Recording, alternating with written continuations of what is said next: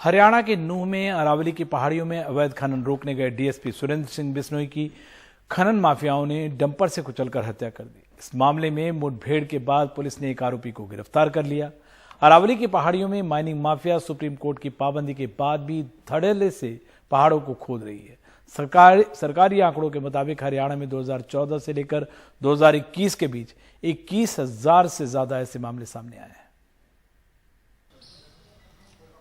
हरियाणा में तावड़ू तहसील का पचगावा गांव, इसी गांव के बाहरी हिस्से में अरावली की हरी भरी पहाड़ियों को बंजर बनाने के काम में माइनिंग माफिया लगे हैं। एक सूचना पर तावड़ू के डीएसपी सुरेंद्र सिंह बिश्नोई अपने साथ 3 पुलिसकर्मियों को लेकर माफिया को पकड़ने पहुंच गए, लेकिन अवैध पत्थरों से भरे डंपर ने उन्हें कुचल दिया। यहां पर जो डीएसपी थे बिल्कुल यहीं पर खड़े हुए थे, ये ब्लड के निशान हैं। सुरेंद्र सिंह बिश्नोई अपनी टीम के साथ यहां पर खड़े हुए थे। उनको लगा कि डंपर रुक गया है, लेकिन नज़दीक आने के बाद जैसे ही उन्होंने डंपर के पास जाने की कोशिश की, ड्राइवर ने डंपर तेज गति से बढ़ा दिया और बढ़ाने के बाद जो पत्थर उसने भरे हुए थे डंपर में, वो सारे पत्थर ये फेंकते हुए निकल गया। आप देखें कि ये पत्थर जो हैं ये अरावली से निकले हुए पत्थर हैं। इलीगल माइनिंग करके ये पत्थर निकाले गए हैं। ये लाल पत्थर जो है काफ़ी कीमती पत्थर होता है और इसका काफ़ी डिमांड रहती है। तो इन पत्थरों को यहाँ पर फेंकते हुए वो यहाँ से भाग गया। यहाँ पर माइनिंग होती रही है, हो रही है और बीच में होती रहती है, ऐसी बात ना है जी। सुप्रीम कोर्ट से सख्त आदेश है, पुलिस अलर्ट है। पुलिस ने काफी गाड़ियां बंद कर रखी हैं। गाड़ियों का चालान हो जाता है, जैसे जैसे करके अपने चालान छुड़ा लेती हैं, छुड़ाते लोग बाग। गांव में पंचायत भी हुई है, भाई गाड़ियों को मत चलाओ, वेद खनन पाबंदी है सुप्रीम कोर्ट की। लोग शरारती तर्क के किस्म के आदमी है, कुछ लोग हैं वो मानते नहीं। इससे पहले डंपर के ड्राइवर को कोई पकड़ पाता, वो डंपर में भरे पत्थरों को गिराता हुआ डंपर लेकर फरार हो गया और इसी के साथ माइनिंग करने वाले और करवाने वाले भी गायब हो गए। कुछ घंटों के बाद पता चला कि डंपर के क्लीनर को पुलिस मुठभेड़ में गोली लगी है। बिल्कुल सख्त कार्रवाई करने के मैंने आदेश जारी कर दिए हैं, चाहे जितनी भी पुलिस लगानी पड़े, जितनी भी फोर्स बुलानी पड़े, आसपास के जिलों की बुलानी पड़े, हम पूरी कार्रवाई करेंगे और किसी को भी हम बख्शेंगे नहीं। घटनाक्रम जिस तेजी से हुआ उसमें इन लोगों ने भी पूरी कोशिश की थी, लेकिन चूंकि वो डंपर बड़ी गाड़ी थी, इनकी गाड़ी छोटी थी। हम लोगों को जो बताया गया है यहाँ पर कि कुछ पत्थरों की वजह से जो गाड़ी डीएसपी साहब की थी वो पीछे रह गई और वो आगे नहीं जा पा रही थी, तो उतर के जा रहे थे और एकाएक ये जो उन्होंने अटैक किया, जिसपे डीएसपी साहब जो है गिर गए और उन पर उन्होंने गाड़ी चढ़ा दी। तो बाकी लोग उस घटनाक्रम की वजह से तुरंत में उनको पकड़ पाने में वो डंपर के समेत भाग गए। आंकड़ों के मुताबिक हरियाणा में 2014 से लेकर 2021 के बीच अवैध खनन के 21,000 से ज्यादा मामले सामने आ चुके हैं। इस इलाके में दर्जनों बार खनन माफिया पुलिस पर हमला कर चुके हैं, लेकिन कहा जाता है कि सरकार किसी की भी हो, माफिया की सांठगांठ सबसे रहती है। डीएसपी सुरेंद्र सिंह बिश्नोई की हत्या के बाद हिसार में रह रहा उनका परिवार सदमे में है। सुबह से घरेलू बातें होती रहती थी, आज भी सुबह बात हुई थी, पारिवारिक बात तो होती रहती थी हमारी। बाकी ऐसी को आने जाने भी पीछे पोते बीमार थे, जब भाई साहब 2 दिन छुट्टी एसपी साहब से लेके आए थे, एडमिट था पोता, तो उसके बाद में फिर चले गए। फरवरी से वीक तो शायद मैं नहीं आऊँगा क्योंकि दिक्कत होती दूर छुट्टी की, अगली वीक देखूँगा, क्या पता भगवान ने क्या मंजूर। मौकाए वारदात पर हरियाणा के डीजीपी भी गए। हरियाणा सरकार ने सुरेंद्र बिश्नोई के परिवार को 1 करोड़ रुपए का मुआवजा देने का ऐलान किया है और परिवार के एक मेंबर को नौकरी देने की बात कही है। हम वीर सैनिकों को हमेशा ऐसे मामलों में सबका मनोबल बढ़ाने के लिए भी अपने आप को भी प्रस्तुत करना चाहिए और उस परिवार की भी जिसकी क्षति हुई है उसके साथ भी खड़े हैं। सुप्रीम कोर्ट ने इस इलाके में लंबे समय से माइनिंग पर पाबंदी लगा रखी है, लेकिन यहाँ की उदास पहाड़ियाँ बता रही हैं कि किस तरह से उनके वजूद को निस्ते नाबूद किया गया। इस मामले में डीएसपी के हत्यारे भले ही पकड़े जाएं, लेकिन सवाल ये है कि क्या अवैध माइनिंग पर रोक लग पाएगी। नूंह के पचगावा गांव से कैमरामैन सुधीश राम के साथ मैं मुकेश सिंह सेंगर, एनडीटीवी इंडिया। और पैगंबर मोहम्मद पर टिप्पणी के मामले में बीजेपी के पूर्व प्रवक्ता नुपुर शर्मा को सुप्रीम कोर्ट से बड़ी राहत मिली है। सुप्रीम कोर्ट ने फिलहाल किसी भी मामले में उनकी गिरफ्तारी पर रोक लगा दी है। नुपुर शर्मा को राहत देते हुए सुप्रीम कोर्ट ने कहा कि उनकी जिंदगी और आजादी की रक्षा करने की जरूरत है। पैगंबर मोहम्मद पर टिप्पणी करने पर 3 हफ्ते पहले कड़ी फटकार के बाद सुप्रीम कोर्ट इस बार नुपुर शर्मा पर कुछ नरम दिखा।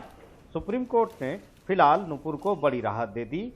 सुप्रीम कोर्ट ने कहा नुपुर के खिलाफ किसी भी मामले में कठोर कार्रवाई नहीं होगी, उनको गिरफ्तारी से अंतरिम संरक्षण रहेगा। अगर इसी मामले में कोई नई एफआईआर दर्ज होती है तो भी ये संरक्षण बरकरार रहेगा। सुनवाई के दौरान नुपुर शर्मा की तरफ से पेश हुए वरिष्ठ वकील मनिंदर सिंह ने कहा कि नुपुर शर्मा की जान को खतरा बढ़ता जा रहा है। उन्होंने पाकिस्तान से आए एक शख्स का हवाला दिया और तमाम वीडियोस के बारे में भी कोर्ट को बताया। मनिंदर सिंह ने कहा सुप्रीम कोर्ट ने पहले के मामलों में भी ऐसी राहत दी है। दिल्ली में पहली एफआईआर दर्ज हुई, फिर पश्चिम बंगाल समेत कई राज्यों में एफआईआर हुई। इन 9 एफआईआर को रद्द किया जाए, दिल्ली की एफआईआर में जांच आगे बढ़े।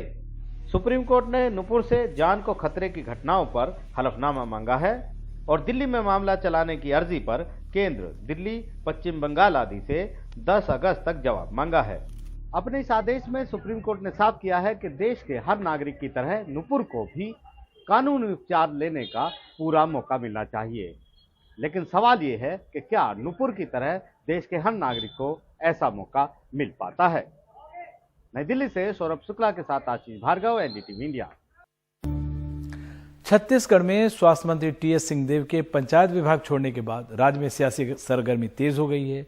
सूत्रों की माने तो रविवार को कांग्रेस विधायक दल की बैठक में टीएस सिंहदेव को लेकर चर्चा हुई, जिसमें 62 विधायकों ने टीएस सिंहदेव के कदम को गलत ठहराते हुए पार्टी आलाकमान को पत्र भेजकर उन्हें बर्खास्त करने की मांग की। छत्तीसगढ़ में 2.5 साल मुख्यमंत्री का फॉर्मूला ठंडे बस्ते में जाने के 6 महीने बाद स्वास्थ्य मंत्री टीएस सिंहदेव ने आधे विभाग यानी पंचायत मंत्रालय छोड़ दिया है। 3 पन्नों के खत में आरोप लगाया कि उनके विभाग में सरकारी दखल है, जिससे वो पूरी क्षमता से काम नहीं कर पा रहे हैं। मुझे मीडिया के माध्यम से पता चला है, मुझे पत्र नहीं मिला है। मिलेगा तो मैं उसको परीक्षण करूंगा। लगातार आप घोषणा पत्र पे काम कर रहे हैं, टीएस सिंहदेव कह रहे हैं कि घोषणा पत्र के अनुरूप काम नहीं हो रहा है। मैंने पहले ही कहा कि मुझे मीडिया के माध्यम से पता चला है, जब मेरे पास पत्र आएगा तो मैं इसमें विचार करूंगा। कांग्रेस के वरिष्ठ नेता कह रहे हैं कई विधायक सिंहदेव के खत से नाराज हैं।